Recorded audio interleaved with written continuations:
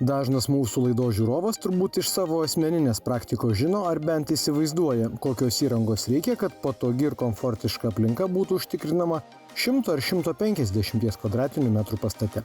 O jeigu pastatas didesnis, gerokai didesnis, daug kartų erdvesnis ir jame energijos poreikis yra ne iš tolo nelyginamas su individualaus namo poreikiais. Mes šį kartą siūlome pasižvalgyti po ne vieną dešimtmetį veikiantį pramogų kompleksą Karpynė.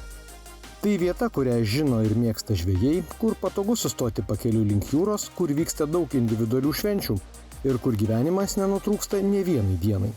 Ten buvo užduotis gan nelengva, kadangi visa sodyba yra šildoma su granuliniu katilu galingu, didžiuliu 400 kW čipsiniu. Tai reikalingi labai aukšti parametrai tiek karšto vandens gamybai, tiek požeminiam trasom, baseino šildymams. Tai užduotis nelengva. Ten pastoviai reikia palaikyti apie 60 laipsnių šildymo sistemai, nepriklausomai nuo oro sąlygų. Tai tam projektui buvo renkami iš tikrųjų iš kelių gamintojų, kas gali patiekti tokius parametrus. Aišku, kalba apie oras, vanduo, šilumos siurblius.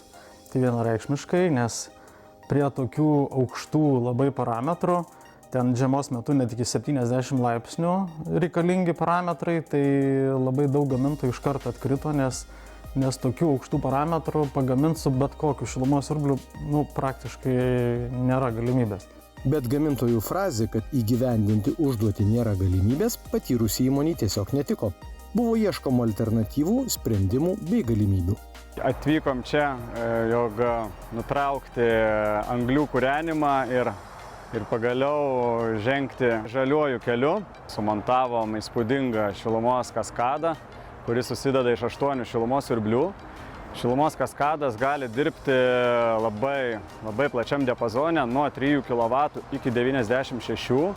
Tai retai kuris gamintojas gali tai padaryti. Vienas renginys to nepadarytų niekada. Todėl buvo pasirinktas didelis kiekis šilumos siurblių. Esant mažam poreikiui galėtų dirbti, kaip pavyzdys, vienas šilumos siurblys ir einančia tvarka, didžėjančia tvarka iki 96 kW galim ištraukti energijos iš jų. Šilumos siurblių kaskadas šitas ypatingas tuom, kad jis gali prie minus 25 laipsnių, netgi 60 laipsnių temperatūrą paduoti kontūrą. Šitam projekte yra didelis vandens poreikis. Yra lauko baseinas, yra vidaus baseinai ne vienas, yra džakuzi zonos, yra didelis vandens poreikis, viešbutis, restoranas ir dar daug erdvių, kur reikalingas karštas vanduo bei šildymas. Tai šitie šilumos siurblių kaskadas tą darbelį ir atliks. Šitas šilumos siurblių kaskadas yra protingas, jisai mato, koks pastato šiluminis poreikis ir pagal poreikį pasirenka, dirba 1, 2 ir taip toliau, iki visų 8 šilumos siurblių. To pasėkoje išgaunamas labai aukštas koeficientas. Šilumos siurbliai dirba nuo 9 iki 96 kW galios. Čia yra labai didelis pasiekimas. Šitam projekte buvo skaičiuojamas ir vienas galingas šilumos siurblys, bet jo darbo režimas būtų prasidėjęs 25 kW ir pasibaigęs 100 kW. Šiuo atveju yra vandens poreikis, kaip pavyzdys, mažas, užtenka 12 kW ar kaip pavyzdys 20 kW. Tai dirba tik 2 šilumos siurbliai, dirba vienas šilumos siurblys. O jei būtų suprojektuotas vienas galingas šilumos siurblys, jis tokio efektyvumo pasiekti negalėtų.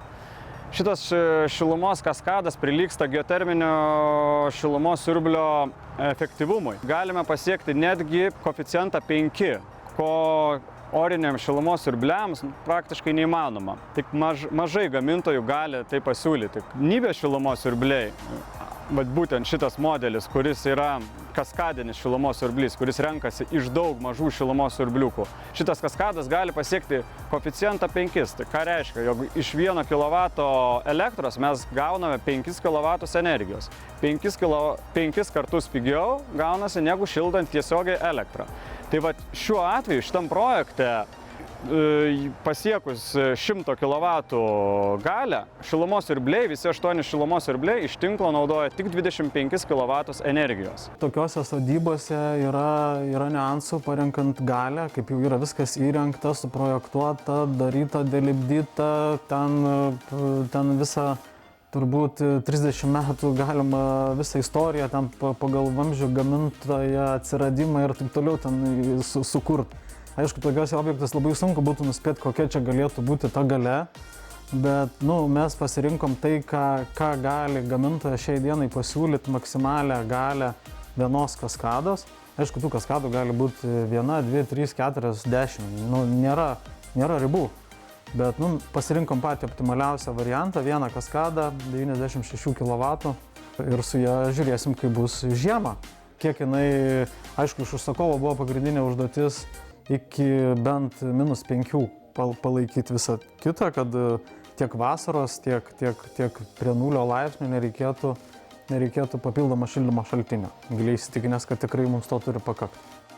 Kai naujas įrenginys, o šiuo atveju visas šilumos siurblių kompleksas turi aptarnauti didžiulį objektą, optimalūs eksploatacijos kaštai yra ypač svarbus. Šiuolaikinės technologijos leidžia patiems įrenginiams prisitaikyti. Lyg tai būtų vyriausiasis finansininkas ir vyriausiasis inžinierius viename.